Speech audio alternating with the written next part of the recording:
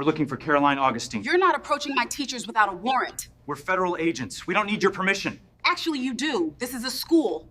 It was a crisp autumn afternoon in the science wing of Lincoln High School in Minneapolis.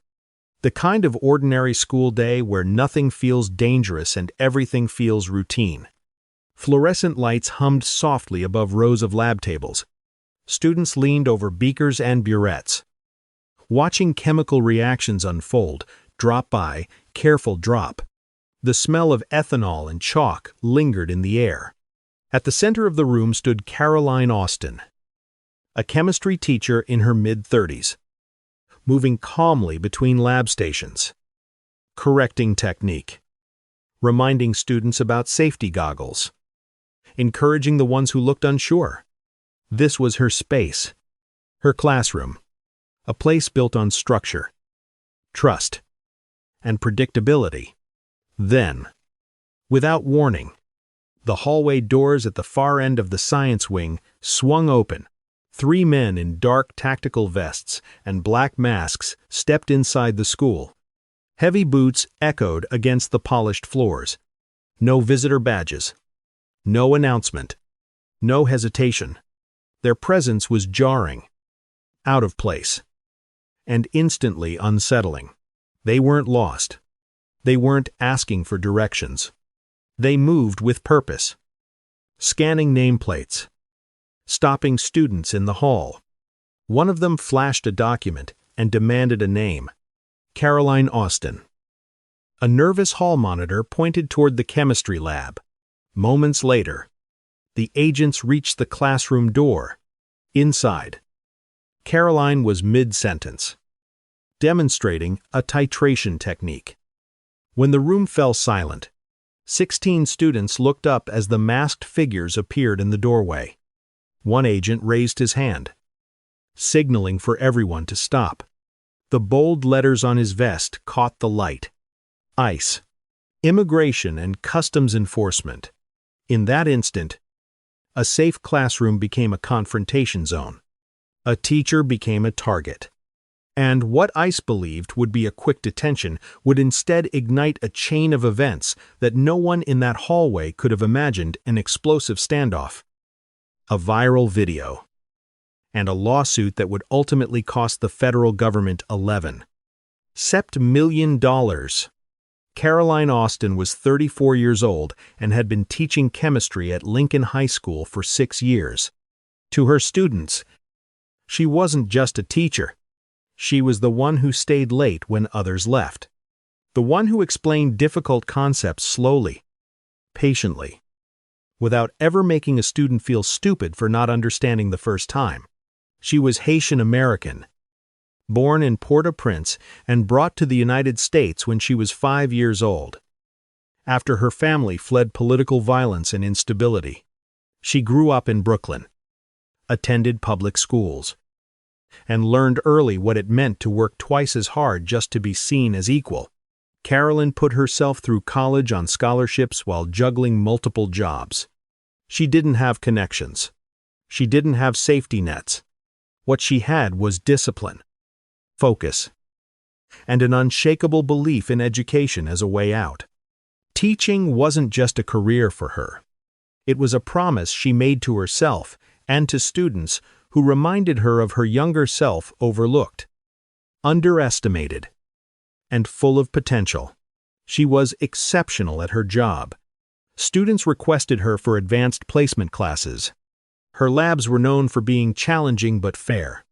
Her lesson plans were creative, precise, and effective. Kids who struggled in other science classes suddenly found themselves understanding chemistry for the first time. And yet, despite consistently glowing performance reviews, Caroline remained invisible in important rooms. Her requests for updated lab equipment were quietly denied. She was passed over twice for department chair, each time in favor of teachers with less experience and weaker results. Praise followed her in private conversations, but recognition never reached the staff meetings. She didn't complain. She adapted. She kept her head down and kept teaching. believing that excellence would eventually speak for itself. What no one in that classroom knew was that Caroline was also a naturalized U.S. citizen. She had taken the oath at 18. She had a passport. She voted. She paid taxes. She had even passed background checks to serve on the school's safety committee the year before. By every legal, moral, and practical measure, Caroline Austin belonged exactly where she was. And yet, on that autumn afternoon, none of that seemed to matter. The agents didn't knock. They didn't introduce themselves to the class or ask permission from school staff. They stepped fully into the chemistry lab as if the room belonged to them. Caroline froze mid-explanation. A student's hand hovered in the air. Unsure whether to lower it or keep still, the gentle clinking of glassware stopped. 16 teenagers sat frozen at their lab benches, eyes moving between their teacher and the masked figures now dominating the doorway. One of the agents spoke first, his voice flat and authoritative. He said they were there to question Caroline Austin regarding her immigration status. He said they had information suggesting she was undocumented. He said she needed to come with them immediately. No warrant was shown to her. No judge's signature. Just a paper briefly flashed toward the room. Never close enough to read. Never offered for verification. Caroline felt the air leave her lungs. For a split second, instinct told her to explain, to defend herself, to tell them she was a citizen, that this was a mistake. But years of navigating systems that rarely gave her the benefit of the doubt had taught her something else. She said nothing. She calmly told them she was in the middle of teaching a class and that any questions would need to go through school administration and her attorney. Her voice didn't shake, even though her hands did. The agents pushed back. They insisted they had authority. They claimed an anonymous tip had identified her as someone who didn't belong. They suggested that failure to cooperate would only make things worse. Around them, the students watched in silence, absorbing a lesson no textbook had ever prepared them for. Their teacher, the same woman who preached patience and precision, was now being treated like a suspect in her own classroom. What the agents didn't acknowledge, what they didn't seem to care about, was that they had already violated multiple school protocols. They hadn't checked in at the front desk. They hadn't coordinated with the principal. They had walked straight into an active classroom, disrupting instruction, frightening students, and placing a target on a teacher based on nothing more than an accusation. And in doing so, they crossed a line that the people in that hallway were not prepared to ignore. The raised voices carried into the hallway. Doors cracked open. A history teacher stepped out first. Then a math instructor. Then the school librarian. They saw the masks. They saw the vests. And they saw Caroline standing rigid at the front of her classroom. "What's going on here?" someone asked. The agents brushed past the question, insisting they had federal authority and no obligation to explain themselves to school staff. One of them attempted to move farther into the lab. That's when Principal David Reynolds arrived. He was in his early 50s, calm by nature, the kind of administrator who believed rules existed for a reason. He took in the scene in seconds: the agents, the students, the lack of administrative coordination, and positioned himself squarely in the doorway. His voice was steady, but absolute. "I need to see a judicial warrant," he said. The agents argued back. They claimed their administrative paperwork was sufficient. They warned him about obstruction. Reynolds didn't raise his voice. He didn't step aside. He cited school safety laws, student privacy protections, employee rights. He made it clear that without a judge-signed warrant, no one was removing a teacher from an active classroom. One of the agents radioed for backup. Reynolds crossed his arms and held his ground. Behind him, more teachers gathered, not shouting, Not touching. Just standing closer. Filling the hallway. Closing the space the agents had assumed they controlled. For the first time since they entered the building. The agents slowed. Their confidence wavered. This was no longer a quiet detention. This was becoming a standoff, and every second of it was unfolding in a public school. Surrounded by witnesses. What ICE expected to be quick compliance was turning into resistance. Calm. Legal. Unyielding. And the hallway was no longer theirs. What happened next wasn't planned. There was no signal. No whispered agreement. It was instinct. A math teacher stepped closer to the lab door. An English instructor moved beside the principal. The librarian shifted her position, quietly filling the space between the agents and the classroom. Then another teacher. And another. Within seconds, a line had formed. Not aggressive. Not confrontational. Just bodies standing shoulder to shoulder. Blocking the doorway with calm. Deliberate resolve. A human barrier. The agents tried to reposition, taking half steps to the side, searching for a way through. The teachers adjusted with them, subtly closing ranks. No one raised a hand. No one touched anyone. No one shouted. They simply stood, inside the lab. Caroline remained behind her colleagues, her back lightly pressed against a lab table. Her heart was pounding now. Loud enough that she was sure someone could hear it. Her hands trembled slightly. But her face stayed composed. She thought about the oath she'd taken at 18, standing in a courthouse, raising her right hand, promising allegiance to a country she had already sacrificed so much to belong to. She thought about her passport sitting uselessly in a drawer at home. She thought about the 16 students watching this unfold, students who trusted her to protect them, even as she now needed protection herself. She said nothing. Silence became her strength. The hallway cameras captured every second. The masked agents. The unmoving educators. The principal planted firmly in the doorway. A moment that would soon be replayed across the country. But at that instant felt suspended in time. For the first time, the agents hesitated. This wasn't fear. It was calculation. Any attempt to force their way through would mean physical contact. Assault charges. A public disaster. Witnesses everywhere. What they had expected to be authority was suddenly resistance. And it was coming not from shouting crowds or protests, but from teachers who refused to move. Time slowed down in the hallway. What felt like seconds stretched into minutes. The low hum of classroom activity elsewhere in the building clashed with the stillness surrounding the chemistry lab. Students peeked through cracked classroom doors. Whispers traveled fast. Phones came out. Held low, but recording. Above it all, the security cameras kept rolling.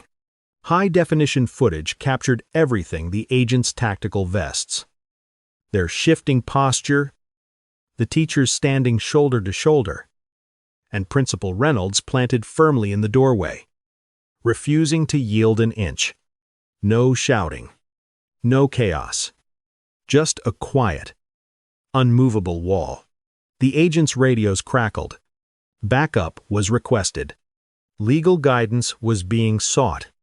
Their body language changed. What had begun as confident authority was now visible frustration. Hands adjusted vests. Feet shifted. Eyes darted. Calculating risk. Inside the lab, Caroline's students sat frozen at their benches. Beakers untouched. Pipettes forgotten. This was no longer a chemistry lesson. This was a real-time demonstration of power, fear, and resistance. Caroline stood behind her colleagues, breathing slowly, grounding herself. She didn't cry. She didn't plead. She didn't explain. She knew that anything she said could be twisted, misunderstood, or ignored. Silence was not weakness here. It was protection. The standoff passed the 10-minute mark. Then 15. The agents issued warnings. They mentioned consequences. They hinted at obstruction charges. Reynolds listened without interruption. Then calmly repeated his demand for a judicial warrant. Nothing changed. What ICE failed to realize in that moment was that every additional second worked against them. Every camera frame, every witness, every student recording from the sidelines. What they thought was control was becoming evidence. And without laying a hand on anyone, without raising a voice, the school had turned a federal enforcement action into a documented constitutional crisis, one that would soon leave the hallway and enter a courtroom. The standoff finally broke without violence, but not without damage. After nearly 20 minutes, school security arrived, followed closely by district administrators. Lawyers were contacted. Protocols were enforced. Faced with mounting witnesses and no judicial warrant, the agents were instructed to leave the science wing. They didn't apologize. They didn't explain. They issued a warning, promising that Caroline Austin would be contacted again, and walked out the way they came in tight movements. Clipped steps. Their authority now visibly diminished. When the hallway finally cleared, the tension collapsed all at once. Teachers exhaled. Some hugged Caroline. Others stood silently, still shaking. Inside the lab, students were dismissed early, their faces pale, their experiment unfinished. Caroline was escorted to the principal's office. The door closed. Only then did her hands begin to shake uncontrollably. That evening, the school arranged for an immigration attorney to meet her immediately. Her name was Rebecca, Tran experienced, sharp, and unsettlingly familiar with cases like this. Tran didn't waste time. She ran Caroline's name through federal databases, cross-checking immigration records, deportation orders, and enforcement logs. What she found made her stop typing. There was a match, but it wasn't Caroline.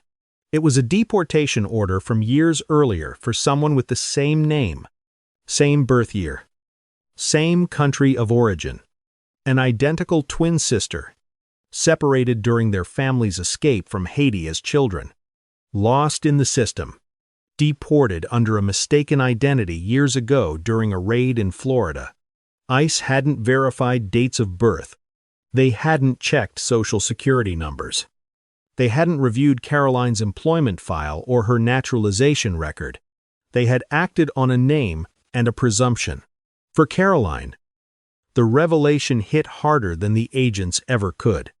A sister she'd mourned in silence. A trauma buried for decades. And a system careless enough to resurrect that pain with armed men in her classroom. This wasn't just a mistake. It was negligence with a human cost. The video surfaced that same night. A teacher who had been standing in the hallway, still shaken, still angry, posted a short clip taken from the school's security feed. 30 seconds. No commentary. Just raw footage.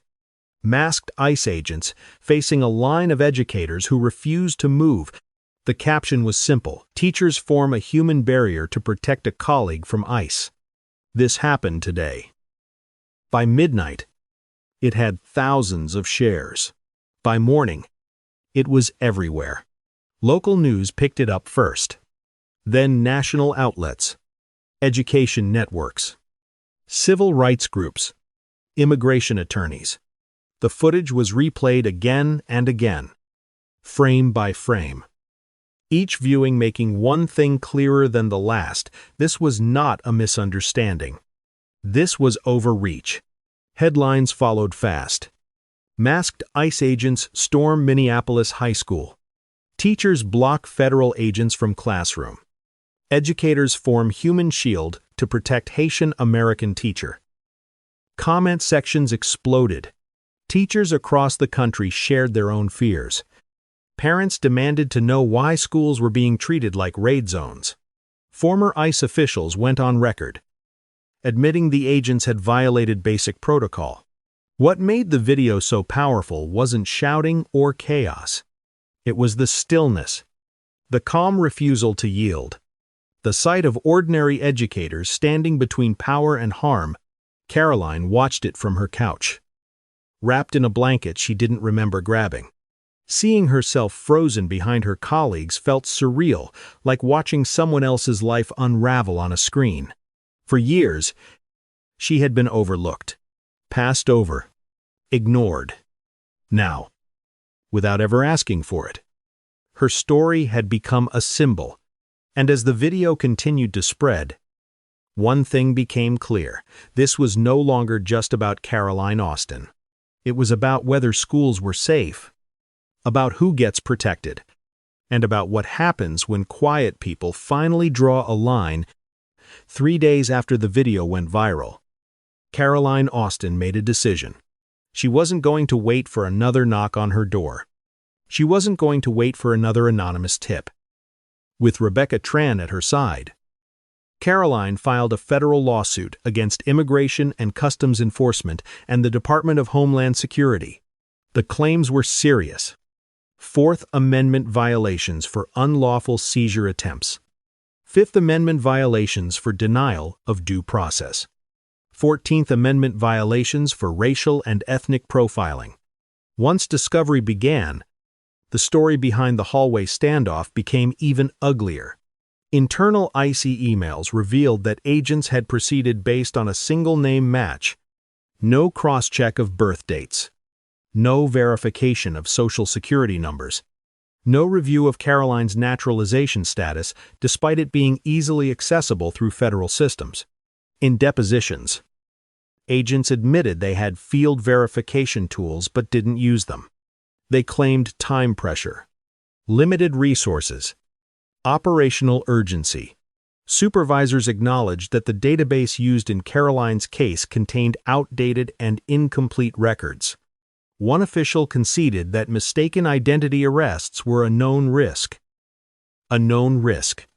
To Caroline, that phrase landed like an insult.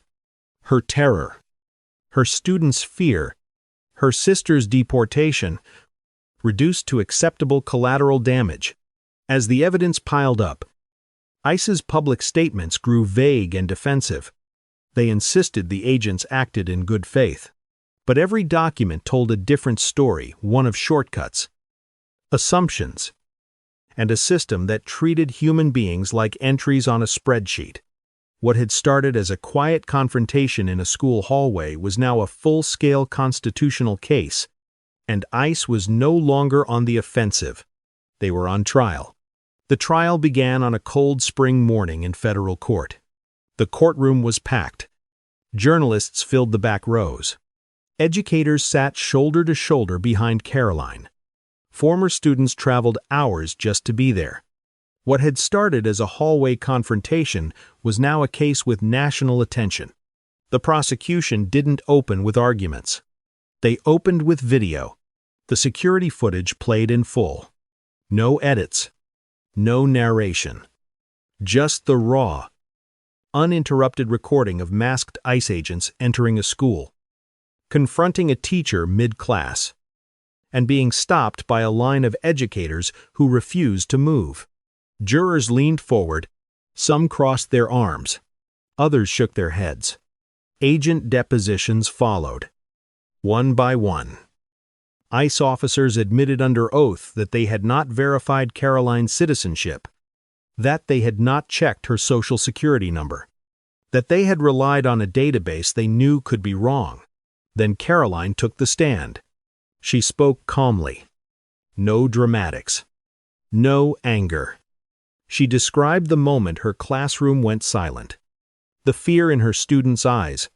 The humiliation of being treated like a criminal in front of teenagers she was supposed to protect. And then she revealed the truth about her twin sister. Separated as children. Lost in the system. Deported under a mistaken identity. A pain she had carried quietly for decades, now dragged back into her life by a careless database search. The courtroom was silent. This was no longer about paperwork. It was about consequences. And with every witness, every frame of footage, every admission pulled from ICE's own records, it became impossible to deny one simple fact. What happened at Lincoln High was not an accident.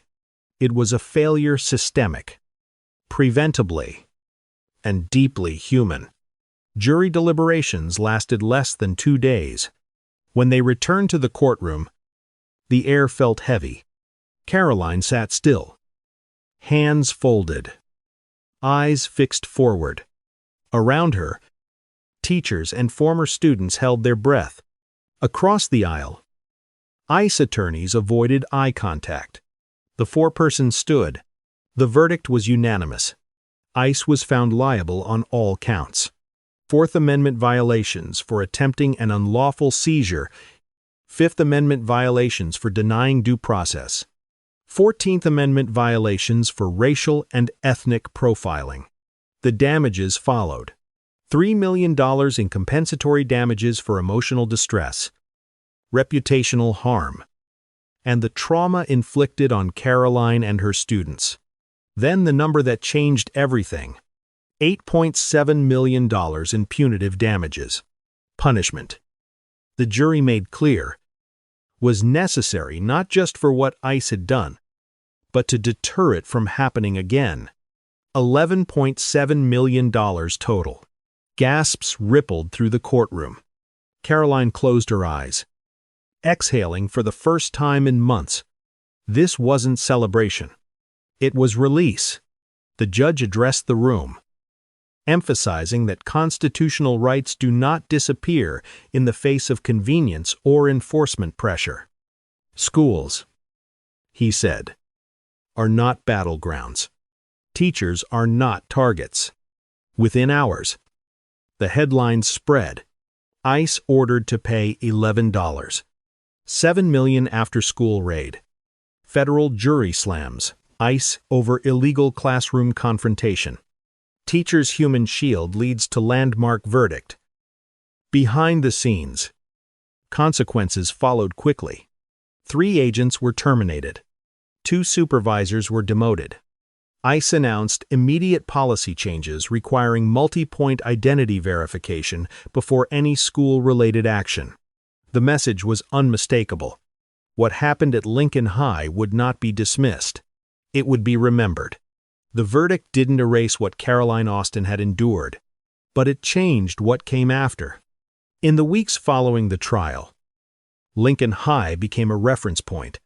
School districts across the country studied the case, rewriting protocols, training staff on how to respond to enforcement actions, making it clear that classrooms were not open hunting grounds.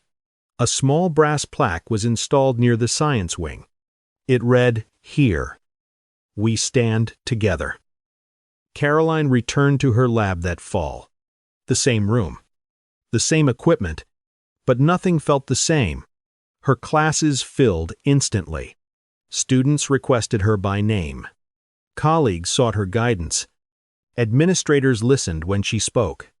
Recognition, long overdue, had finally arrived. She used part of the settlement to create a legal defense fund for educators facing similar threats quietly at first. Then publicly, teachers from across the country reached out. Stories poured in.